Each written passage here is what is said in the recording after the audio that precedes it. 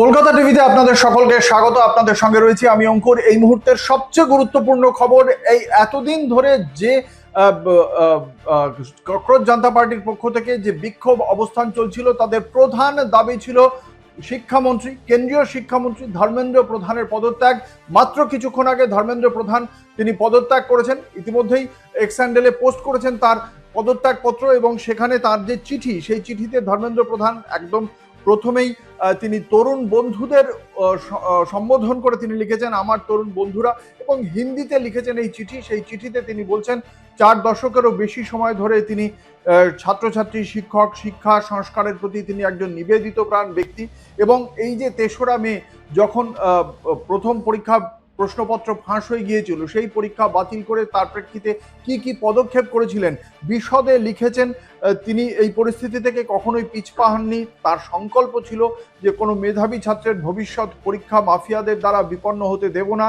এই যে তার চিন্তা ভাবনা ছিল, সেই চিন্তার কথা তিনি জানিয়েছেন। এবং পরবর্তীকালে 16ই জুলাই যে নতুন 21শে জুন পরীক্ষা হয়, 16ই জুলাই তার রেজাল্ট বেরোয়, তার ফলাফল যে সন্তোষজনক ছিল, মেধাবী ছাত্রছাত্রীরা সাফল্য অর্জন করেছিলেন, সে কথাও জানিয়েছেন তিনি।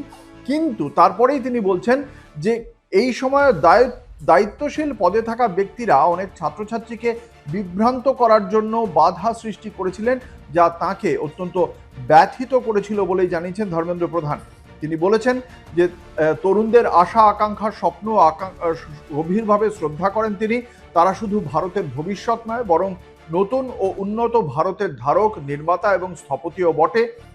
এবং গত 10 দিনের ঘটনায় তিনি যে ব্যথিত, সে কথাও বলেছেন তিনি। তবে তিনি এটাও বলেছেন, এটা তার ব্যক্তিগত মর্যাদার বিষয় নয়, ভারতের যুবশক্তি এই দেশের প্রকৃত শক্তি বলে জানিয়েছেন প্রাক্তন কেন্দ্রীয় শিক্ষামন্ত্রী। তিনি বলেছেন দেশের যুব সমাজকে বিভ্রান্তির দুষ্ট চক্রে আটকা পড়তে দেব না, এটাই তার সংকল্প।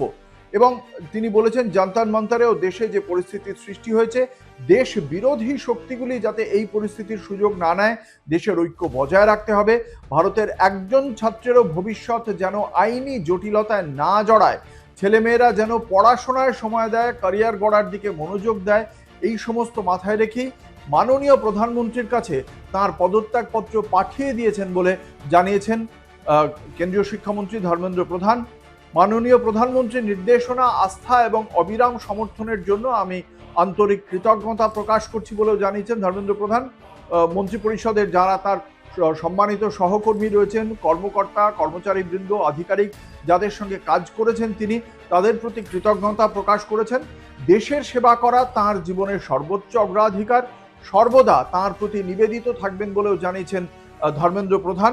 এবং তারপরে তিনি ভগবান শ্রী জগন্নাথজির কৃপা, কারণ তিনি ওড়িশার একজন মানুষ, সেই কারণেই তিনি জগন্নাথজির কৃপায় তিনি বলেছেন ভবিষ্যতেও ভারত মাতা, ওড়িশার জনগণ, দেশের যুব সমাজের আশা আকাঙ্ক্ষা পূরণের জন্য নিজেকে উৎসর্গ করে যাবেন বলে জানিয়েছেন কেন্দ্রীয় শিক্ষামন্ত্রী ধর্মেন্দ্র প্রধান। খুব স্বাভাবিকভাবেই এই বিষয়টি এতক্ষণ পর্যন্ত ককরোচ জনতা পার্টির পক্ষ থেকে প্রধান দাবি ছিল বিরোধী রাজনৈতিক দলগুলিরও। রাহুল গান্ধী বলেছিলেন হয়তো শেষ পর্যন্ত ধর্মেন্দ্র প্রধানকে পদত্যাগ করানো হবে না, বরখাস্ত করানো হবে না, তার দপ্তর বদল করে দেওয়া হতে পারে, তার মন্ত্রক বদল করে দেওয়া হতে পারে। কিন্তু শেষ পর্যন্ত দেখতে পাওয়া গেল ধর্মেন্দ্র প্রধান তিনি তার পদ থেকে তিনি পদত্যাগ করেছেন। ফলে এবার দেখার ককরোচ জনতা পার্টি এবং বিরোধী রাজনৈতিক দলগুলো তারা কি প্রতিক্রিয়া দেয়, কি পদক্ষেপ করে। আর সেই তথ্যের জন্য আপনাদের তাকিয়ে থাকতেই হবে কলকাতা টিভির পর্দায় রাত দিন 7 দিন।